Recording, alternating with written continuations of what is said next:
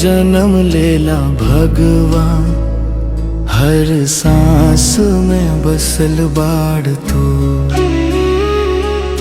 कहेला लोग भगवान अजन्मा, हम कहनी मन में जन्म लेला तू।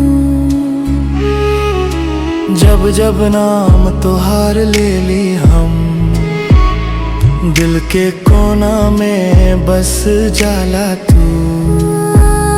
सांस सांस में तू सुगंध बनके मन में बैठल बानह के रूप, हम जैसे पुकारी तोहरा नाम। तू ओही सुर में उतर जाला खूब, नामे जन्म लेला तू, भावे बह जाला तू। जे मन से तोहरे याद करेला, ओही के बल बन जाला तू।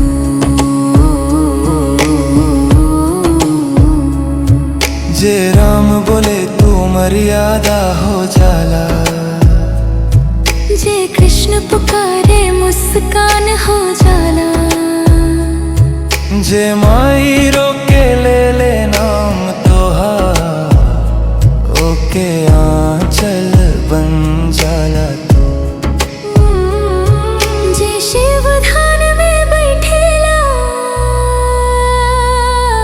तो ओके मौन बन जाला। हर भाव में बद जाला रूप, भक्त के मन में ढल जाला। नामे जन्म लेला तू, भावे बह जाला तू।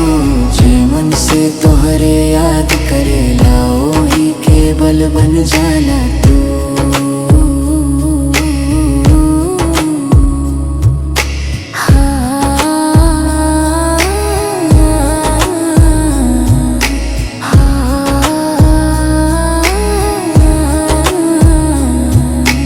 हर जीव तोहर सृजनहार हावे, जे तोहरा नाम जपेला रे।